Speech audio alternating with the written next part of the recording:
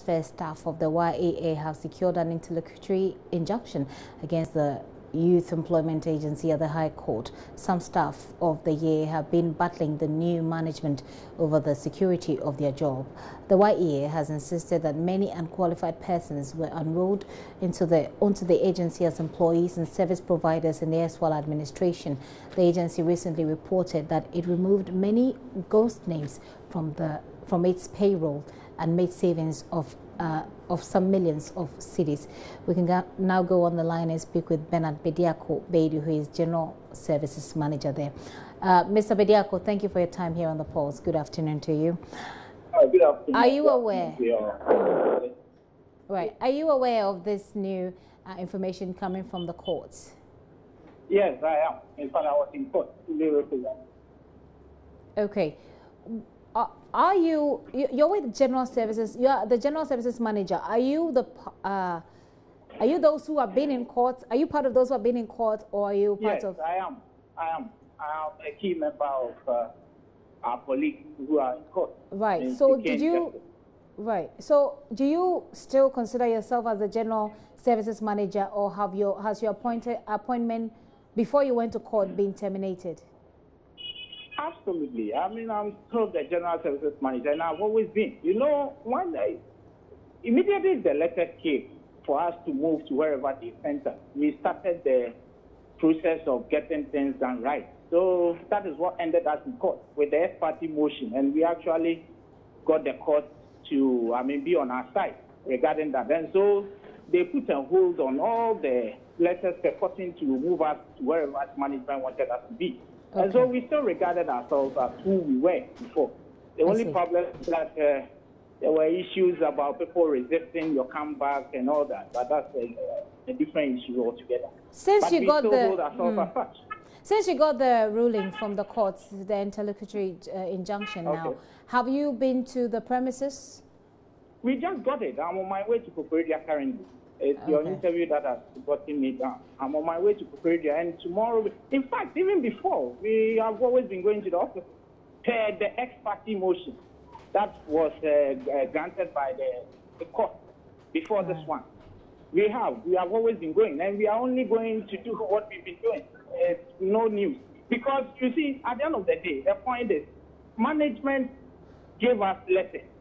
And the court said those letters are unfair.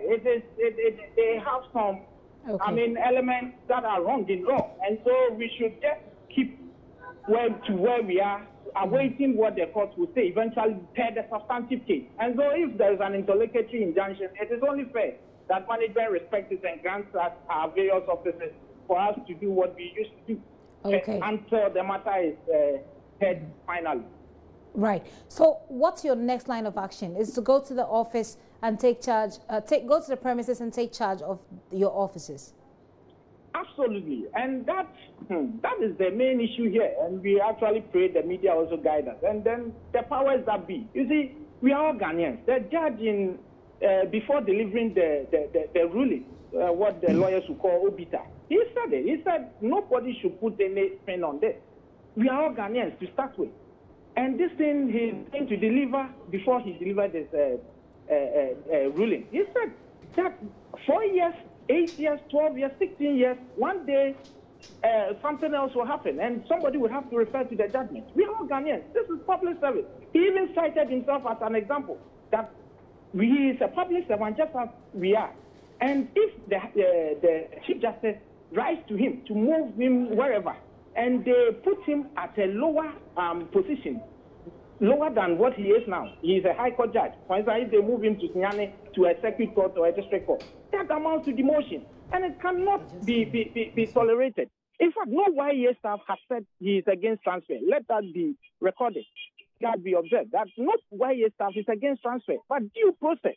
That is what the court said. In fact, if they are so bent on doing it, they can reinitiate it. But according to the dictates of the game, you can't transfer a regional director to a district to go and be in charge of flagship, which is not even in our team of service. That amounts to constructive dismissal. You want him out. It's unfortunate. That is what our problem is. In fact, I was a district director before I was moved to the region. So nobody is against transfer. Right. Well, we'll be keeping an eye on your situation, and we'll be very. We really want you to keep an eye on it. We definitely will. We'll be. In fact, let me even say there is an issue pending now in Yiloko. Somebody claiming to be a director goes to the office and just stick to beat everybody in the office with some men behind him. Stick to beat everybody in the office and then take over the office. This cannot go on. As I speak to you, in the president's hometown, Chebi, you can ask your reporters to go there. Okay. The East Akim municipality, they've taken over the office. We'll do it so. I get your sentiments, sir, but we don't have a lot of time. But sincere thanks for your time here on the show. I've been speaking to Mr. Bediako, who is a head of general services. Bernard Bediako Beidou, actually, head of general services. He's going back to take his office.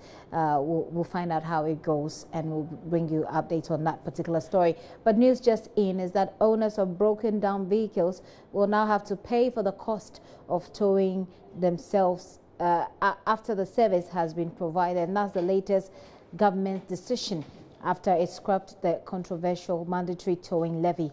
The government has thus directed the towing companies to register with the Transport Ministry so they can begin work. Senior Minister Yelsa Fomafo announced the latest decision a while ago at a meeting with the various towing companies. Joseph Opoku-Gakpo was there. He joins me on the line with the details. Hello, Joseph. Hello, Gifty. Please tell us more. So the meeting is still ongoing. Senior Minister Yelsa Fomafo is chairing that alongside Information Minister Mustafa Hamid and Transport Minister Kweku Furiesiyama. The Senior Minister a while ago read, if you recall, that statement that government issued recently, indicating that they would want to discontinue the earlier plans users to pay mandatory tolls, and indicated that henceforth the decision that's been taken that any vehicle owner who gets his vehicle broken down on the road would have to procure the services of any of the road towing companies and ensure that they actually get the vehicle towed, and then the amount that would be for the service would be paid. But as the meeting progresses, the various road towing companies, there are 9 of them who are represented in this particular meeting. Alongside the Road Safety Committee and the Police MPPD. The officials of the various road towing companies are kicking against this. They say that they've tried it before, it didn't work. One of them a while ago cited an incident in which about 10 years ago, he towed a vehicle that belonged to an Ivorian company, and it cost him thousands of cedis, but then that money wasn't paid in the end. And so they say they're looking for concrete suggestions on how the amount will be catered for even after the towing is done, because sometimes there are incidents of people involved in accidents, the vehicle become mangled, and so they don't want it anymore. So even if they tow the vehicles and seize it, the owners will not come pay for it and take them away. So that's the difficulty that needs to be addressed, and they're still deliberating on that. But how have they responded, Joseph, the stakeholders, in this case the towing companies, who have they been happy about it? Is this something they find welcoming? They think that what would make this plan work would be some concrete legislation that would spell out how the payment has to be done. One of those in the meeting is Kofi Kapito, who is with the Consumer Protection Agency, and he indicates that as far as he is concerned, in Europe and other parts of the world, some of these regulations are enforced strictly, and we've seen situations of vehicles which are towed, the owners of those vehicles paying for them, even after the vehicle breaks down on the road and then they are towed. And so he thinks that that would work here in Ghana, but the road towing companies disagree. They think that recovering their money after we see a situation where they've done the towing of the vehicles will be a very difficult thing. And so unless government clearly spells out how they would help them recover the amount, they think that this would be a difficult directive to implement, because they don't trust that after the vehicles are towed, various vehicle owners would really come around and pay for the towing, and that would result in them recovering their money. So they are not excited about the proposal at all. Right. How has the senior minister tried to convince the people there? This is obviously a very controversial regulation. So how has he been explaining further to them so that they'll understand? His position is that this is a deliberation that they're doing. And so government stance on the issue has been announced to them. They would want to hear ideas from the transport operators and also the operators of the towing on how it can be implemented generally. A while ago, the Information Minister quoted portions of the Road Traffic Act and indicated that per the law, it's the police service who are supposed to undertake the said towing activity even after the vehicles break down. But the reality is that the police does not have the capacity to do that, which is how come they are looking for other alternatives. So the senior minister hasn't been able to do a lot of convincing, but he is expecting ideas from the transport operators. 9 of them were represented here on how the recovery of the amount is going. Okay, and finally, before you go, Joseph, were the representatives of the National Road Safety Management Services at this meeting as well? They are here. There are about 4 of the officials who are present at this particular meeting. I can mention their Director in charge of Communications and Corporate Affairs, Roland Walker, and also 3 other representatives from the company. They are present here. They haven't spoken yet at the meeting. It's not got to their turn. Others have been speaking, but they are present here at the meeting. Okay, thank you very much, Joseph, for that update. Joseph Opoku Gakpo. So just so you know about the very controversial towing levy matter, well, there has been some sort of review, and what we're being told by government at this point is that you're going to have to pay if your vehicle breaks down on the road, which is actually what some of the people have been calling for. But whether or not it will be accepted by those stakeholders who have met today is a story that we'll bring to you in our subsequent bulletins.